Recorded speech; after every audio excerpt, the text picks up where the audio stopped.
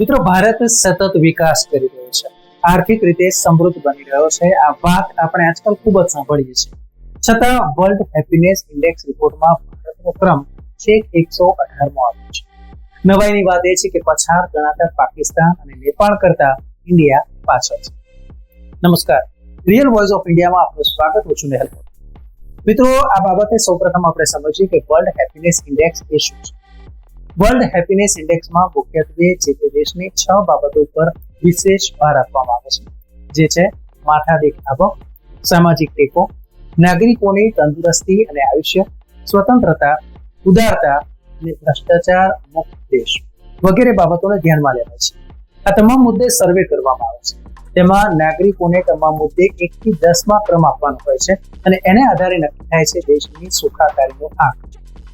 20 માર્ચના રોજ ઓક્સફર્ડ યુનિવર્સિટીના વેલબિંગ રિસર્ચ સેન્ટર દ્વારા ગેલપ તેમજ United Nations sustainable development solutions network સાથે ભાગીદારીમાં આ પ્રકાશિત કરવામાં આવ્યું હતું.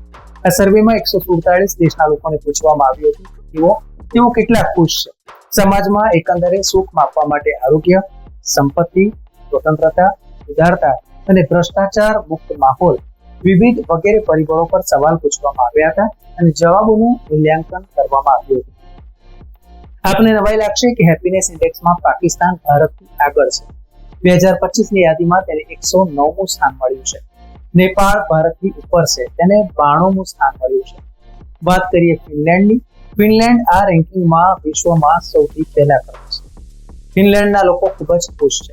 વિશ્વનો આ સૌથી ખુશ દેશ સતત 8મા વર્ષે વર્લ્ડ હેપીનેસ રિપોર્ટમાં પોતાનો 1 નંબરનો ક્રમ છે તેને જાળવી રાખવામાં સફળ રહ્યો છે. ભારત માટે જો વાત કરવામાં આવે તો આ વખતે 147 દેશોની યાદીમાં ભારત 118મા ક્રમે છે. મહત્વપૂર્ણ છે કે ગયા વર્ષે ભારત આ યાદીમાં 126મા ક્રમે હતું, એટલે ગત વર્ષની સરખામણીએ ભારતની સ્થિતિ સારી રહી છે. મહત્વપૂર્ણ છે કે Denmark, Iceland, Sweden, Netherlands, Costa Rica, Norway, Israel, Luxembourg અને મેક્સિકોનો ક્રમ એની જો વાત કરવામાં આવે તો અફઘાનિસ્તાન ઇન્ડેક્સમાં સૌથી નીચે છે.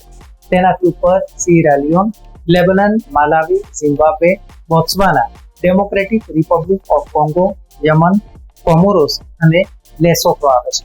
અમેરિકાનો ક્રમ 24મો છે. મિત્રો, જે ગયા વર્ષ કરતા 1 સ્થાન નીચે છે.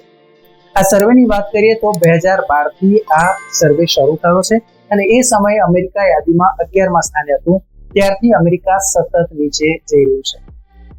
કુલ મળીને ટોચના જે 20 ખુશ દેશો છે તેની વાત કરવામાં આવે તો તે છે ફિનલેન્ડ, ડેનમાર્ક, આઇસલેન્ડ, સ્વીડન, આ ઉપરાંત નેધરલેન્ડ, ત્યારબાદ કોસ્ટારિકા, ત્યાર પછી આવે છે તે છે નોર્વે, ઇઝરાયલનો ક્રમ પણ તેમાં આવે છે, આ ઉપરાંત લક્ઝમબર્ગ, મેક્સિકો, ત્યારબાદ ઓસ્ટ્રેલિયા અને ન્યુઝીલેન્ડનો સમાવેશ થાય છે. ન્યુઝીલેન્ડ બાદ યુરોપનું સ્વિટ્ઝરલેન્ડ, આ ઉપરાંત બેલ્જિયમ, આયર્લેન્ડ અને તેવી જ રીતે લિથુઆનિયા, આ ઉપરાંત યુરોપનું ઓસ્ટ્રિયા, ઉત્તર અમેરિકાનું કેનેડા, સ્લોવેનિયા અને ચેક ગણરાજ્ય સામેલ છે. આ ક્રમમાં આર્થિક દ્રષ્ટિએ નંબર 1 ગણાતું અમેરિકા હેપીનેસ ઇન્ડેક્સમાં ટોપ 20માં પણ નથી, જે દર્શાવે છે કે માત્ર સંપત્તિ હોવું એ બધું જ નથી. મિત્રો, ન્યૂઝ, વ્યૂઝ અને એનાલિસિસ માટે આપ જોતા રહો રિયલ વોઇસ ઓફ ઇન્ડિયા.